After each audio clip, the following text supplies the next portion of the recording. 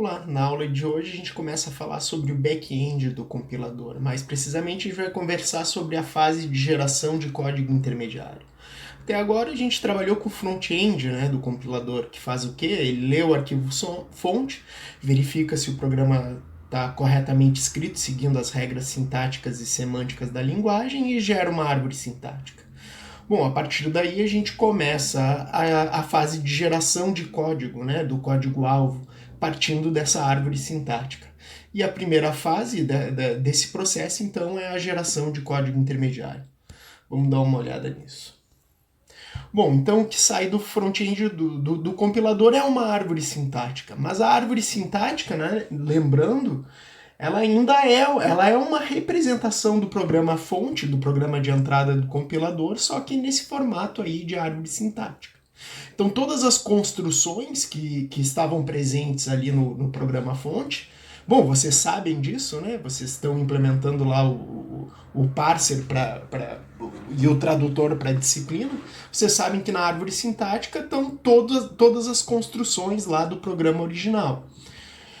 Bom, agora a próxima parte do processo é percorrer essa árvore e fazer a transformação de código. A gente pode gerar um código intermediário e um código e depois otimizar esse código e depois gerar um código de máquina, ou fazer um pouco de processamento nesse código e jogar para um interpretador. Existem várias opções. Outra coisa que a gente tem que lembrar, né? A gente fala de gerar esse código intermediário, mas na verdade esse código intermediário ele vai estar lá na memória, né? A gente vai, na verdade, transformar aquela árvore sintática que a gente tinha numa árvore sintática contendo instruções de código intermediário.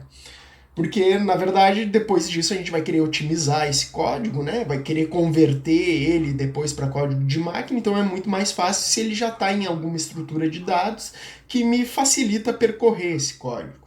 Claro, em alguns casos eu vou também querer gerar... posso estar usando um código intermediário que existe já uma implementação, por exemplo, a LLVM, e daí eu vou usar o compilador da LLVM para depois gerar o código de máquina. Claro, nesse caso aí eu preciso depois gerar um formato apropriado desse código que o compilador lá da LLVM entenda. Mas se eu vou fazer todo o processo de transformação em código intermediário e depois otimização e depois vou fazer lá gerar o código-alvo do meu compilador, eu vou sempre manter esse código aí em memória, né? Em alguma estrutura de dados que me facilite a manipulação e a transformação. O código intermediário, então, ele pode servir automaticamente como entrada para um interpretador, né? Posso usar transformar o código-fonte num código que me facilite a interpretação, ou eu posso fazer bastante processamento ali, otimizar aquele código e depois transformar esse código intermediário em código de máquina. Mas por que eu vou gerar código intermediário, né? Qual a vantagem disso? Bom, eu vou gerar código intermediário, uma das vantagens seria a otimização, né? A gente vai estudar um tipo de código intermediário chamado de código de 3 endereços, e nos livros, na literatura, né, de compilação, existem várias técnicas de otimização para esse tipo de código. Além disso, eu também posso gerar o código intermediário para algum código intermediário que já exista, né? Que já tenha uma implementação, e geralmente esse tipo de código que já existe, que existe um compilador para ele também vai ter várias otimizações, né? Para esse código, como por exemplo o LLVM que eu estava falando antes. Então uma vantagem seria a otimização, né? A outra vantagem é quando tu tem o gap semântico entre uma linguagem de muito alto nível e uma linguagem de baixo nível é muito grande, né? Então, às vezes, fazer essa transformação direta ela é meio complicado. Então, às vezes fica mais fácil gerar um código intermediário que é mais perto, né? Que é meio termo, e daí eu otimizo esse código e depois é muito mais fácil gerar esse código intermediário para um código, para uma arquitetura específica. Bom, também dá para facilitar usando um código intermediário desses que já exista, como por exemplo o LLVM. A portabilidade também é uma outra grande vantagem, né? Por exemplo, se eu implementar o meu compilador numa linguagem independente de arquitetura, por exemplo, sei lá, Java, Python, ou usar um C ANSI, né? Na verdade, a única... Então, se eu usar um código desse, um código desse para implementar o meu compilador, quando eu quiser portar o meu compilador para diferentes arquiteturas, a única parte desse compilador que eu vou ter que mexer é a parte que transforma o código de intermediário otimizado no código de máquina final, né? Todas as outras partes do compilador, elas vão funcionar para qualquer arquitetura. Então a portabilidade é uma grande vantagem. Alguns exemplos de códigos intermediários, linguagens intermediárias.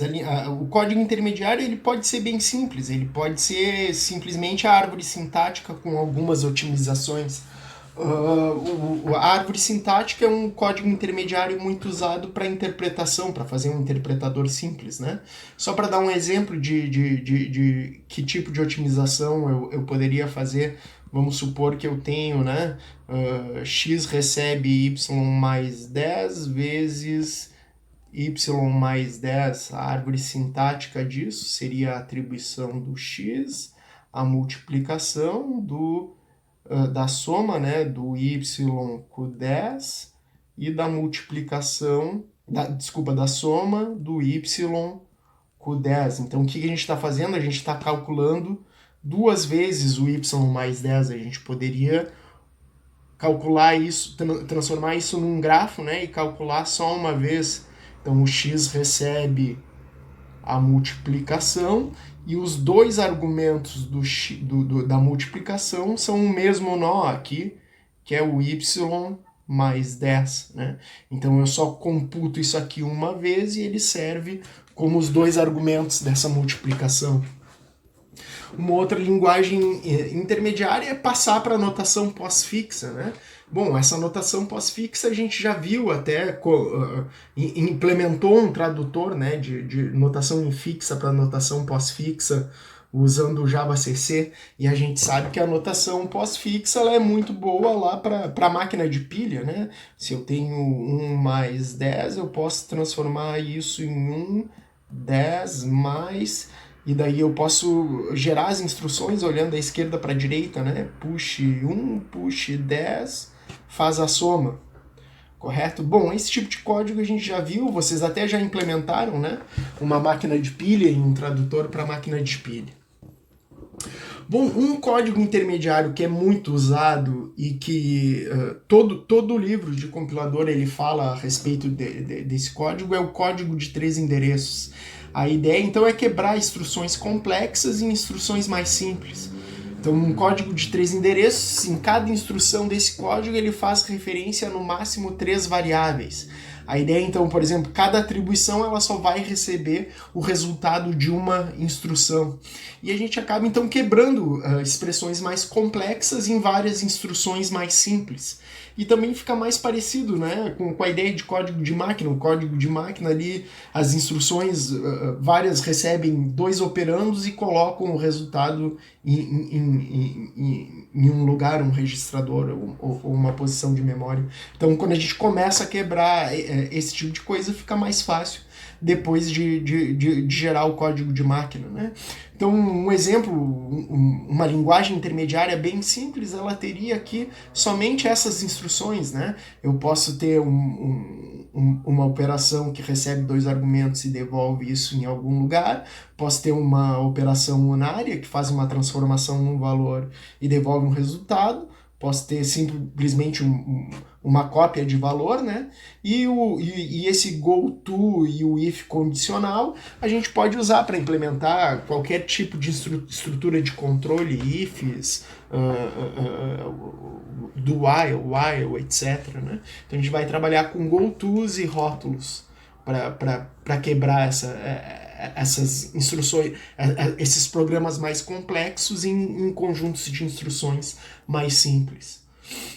Só para dar um exemplo, né, uma forma que a gente vê de quebrar expressões complexas em instruções mais simples é usando as quádruplas. Né? A ideia é que eu pego um código na minha linguagem fonte e vou tentando preencher essa tabelinha aqui, né, com essas instruções, e como cada linha eu só posso ter uma operação e dois argumentos, eu sou obrigado a quebrar, então, essa expressão em expressões menores. Outra coisa que é interessante é que, bom, quádruplas a gente sabe que a gente consegue representar isso como um registro, como um objeto com 4 campos, então a gente já consegue imaginar como isso ficaria armazenado na memória, né? Então a gente vai preenchendo essa tabela, começando das operações com maior prioridade, seguindo para as operações, né, as operações com maior prioridade ficam em cima e as menores mais embaixo. Então, se a gente olhar, por exemplo, para essa expressão aqui, o que tem maior prioridade, né? A gente sabe que a menor prioridade aqui seria a soma, depois a multiplicação, mas o que tem a maior prioridade aqui nessa expressão é esse menos unário, é a primeira coisa que tem que ser feita, né? Então a gente vai preenchendo essa tabelinha. Então a operação é o menos, né, o menos unário, e ele recebe um argumento que é o C, e, bom, ele não recebe mais nenhum argumento, a gente tem que colocar isso em algum lugar depois que a gente computou, então a gente gera aqui um temporário para guardar esse resultado. Daí depois, em seguida, qual é a próxima operação? A próxima operação aqui, de maior prioridade, seria a soma, porque ela está dentro dos parênteses, né? Então a próxima operação seria a soma, o primeiro argumento é o menos C, que é o T1, e o segundo argumento é o D, e eu vou criar um temporário aqui, T2, para colocar o resultado. Bom, a próxima operação agora seria a multiplicação. O que eu estou multiplicando? O B, né? Eu estou multiplicando o B pelo o resultado dessa soma que está em T2, e eu vou colocar isso em T3, né? E daí, no final das contas, eu tenho que colocar o resultado disso tudo em A, né? Então, a operação agora é a atribuição, eu vou colocar o T3 e o resultado vai parar, então, em A. Aqui eu tenho a tabelinha mais bonita, para quem não entendeu a minha letra, né? Então, a primeira operação é o menos com C, coloca em T1, que é um temporário que eu tive que gerar. Depois é a soma, né? T1 com D bota em T2, depois a multiplicação do B com T2 bota em T3, e por último passa o conteúdo de T3, né? T3 tem o resultado de computar isso, coloca isso em A. Notem que também quebrando a gente já tem uma ideia aí quebrando essa expressão a gente já tem uma ideia também de temporários que poderiam estar em registradores, né? A gente já começa a chegar mais perto ali do código de máquina. Então, no final das contas, né, a partir dessa tabela, essa tabela representa aqui esse código de 3 endereços, né, que é o código realmente de 3 endereços para essa expressão original, né? Então, a primeira linha é T1 recebe menos C, a segunda linha é a soma do T1 com D, e depois a multiplicação, e por último passa o resto, o resultado da expressão para A. A gente não precisa, na verdade, usar essas quádruplas, né? A gente poderia usar triplas, porque se a gente olhar bem, né, para guardar o resultado, a gente está gerando temporários independentes aqui, e a gente poderia, ao invés de gerar esse temporário, simplesmente referenciar o resultado, a linha da matriz, né? Então a gente poderia economizar, a gente poderia, ao invés de usar o temporário, indicar a linha da matriz onde isso é computado, né? Então isso daria para representar isso aí como uma tripla ou como uma quádrupla. Essa história de quebrar, né, as expressões complexas em expressões mais simples, a gente pode fazer isso aí também por tradução dirigida por sintaxe, né, por sintaxe. Aqui eu vou mostrar um exemplo disso para vocês. né? Lembrando a ideia da tradução dirigida por sintaxe, é que a gente associa ações semânticas, né, às regras da gramática. O que eu vou mostrar para vocês aqui é um conjunto de ações semânticas que quebra expressões complexas em expressões mais simples. Baseado nessa gramática aqui, essa gramática reconhece uma atribuição, né? E essa atribuição, a variável vai receber uma expressão, a expressão ela pode ter soma, multiplicação, pode ter expressões entre parênteses e pode ter identificadores. A ideia do que eu vou... Lembrando, né, quando a gente faz tradução dirigida por sintaxe, a gente pode ter atributos às regras da gramática, e a ideia do algoritmo que eu vou mostrar para vocês é que cada um desses não terminais, né, ele vai ter dois atributos.